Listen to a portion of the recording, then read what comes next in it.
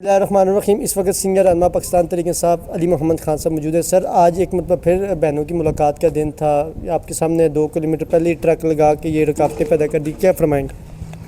بسم اللہ الرحمن الرحیم۔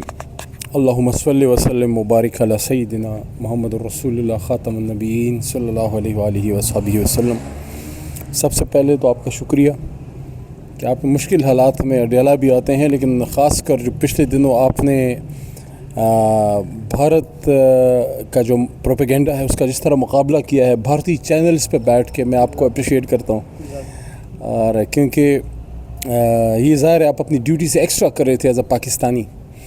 آج ہم اڈیالہ پھر ہیں، ادھر وکلاء کا دن ہے، میں بھی آیا ہوں، اور میرے خیال میں علیمہ آپا بھی پہنچ گئی ہیں کہ نہیں؟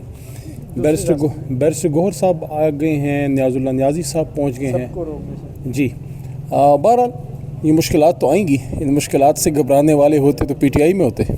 سر، یہ مشکلات تو آ رہی ہیں، لیکن اب کیا پراپر آپ سمجھتے ہیں کہ طریق کی طرف جانا چاہیے اور پراپر احتجاج کرنا چاہیے، حکمت عملی کو آگے کنٹینیو کرنا چاہیے؟ دیکھیں سردار صاحب، دونوں آپشن موجود ہیں۔ مذاکرات کی بات بھی سن رہے ہیں، اب مجھے نہیں پتہ کتنے % وہ شروع ہو گئی ہے، لیکن کل بیرسٹر گوہر صاحب نے بتایا ہے کہ مذاکرات کا آپشن ہے، اور خان صاحب نے شاید ان کو اجازت بھی دی ہے، تو وہ بھی ایک آپشن ہے، اور احتجاج کا آپشن تو ہمیشہ رہتا ہے۔ لیکن اگر مذاکرات کا آپشن ہے، سیریس ہے، واقعی موجود ہے، تو پھر دیکھتے ہیں، ہماری دعا ہے کہ کامیاب ہو۔ ادروائز احتجاج تو ہم پچھلے 2-2.5 سال سے کر رہے ہیں، مختلف صورتوں میں کر رہے ہیں۔ یہ اس بات پہ البتہ یقین ہے انشاءاللہ کہ یہ جس طریقے سے پاکستان کو اللہ نے بھارت کے خلاف فتح دی ہے، اور اس میں تحریک انصاف نے اپنا کردار ادا کیا ہے، اپنی اختلافات کو ایک سائڈ پر رکھ کے، جس طرح خان صاحب نے کال کوٹلی سے اڈیالہ، پاس ہی اڈیالہ، وہاں سے جس طرح مودی کو چیلنج کیا، بھارت کو للکارا، حالانکہ میاں صاحب باہر ہیں، میاں صاحب نے آزاد فضا میں اس طرح مودی کو نہیں للکارا جس طرح خان صاحب نے قید و بند کی صعوبتوں میں بطور سابق وزیر اعظم اسی گن گھرج سے آواز ان کی سنائی دی ہے دنیا میں، جب وہ وزیر اعظم کے طور پہ کرتے تھے۔ میرے خیال میں ایک اچھی فضا بن گئی ہے۔ میری توقع ہے کہ جو قومی یکجہتی کی فضا بنی ہے، اس کو آپ مضبوط کیجئے عمران خان صاحب کی رہائی سے، اور قوم کو ایک سیاسی استحکام کی طرف لے کے جائیے، کیونکہ دیکھیں جنگ تو ہم جیت گئے ہیں، اللہ نے کرم کیا ہے، لیکن انویسٹمنٹ کا آنا، ملکی معاملات کا بہتر ہونا، امن و امان کا آنا، یہ سارا جو ہے ڈائریکٹلی یہ ریلیٹڈ ہے،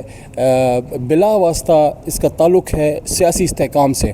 اور سردار صاحب عمران خان صاحب کی رہائی کے بغیر سیاسی استحکام ممکن نہیں ہے۔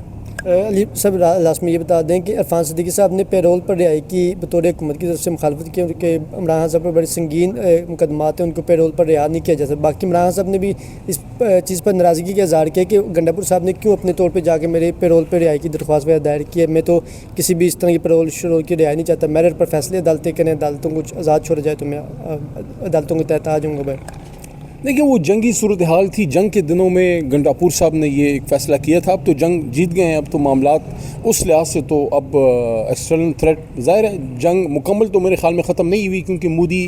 جو ہے وہ بے چین ضرور ہے، اس کی تھوڑا میرے خیال میں بے چینی اور بھی دور ہونی چاہیے،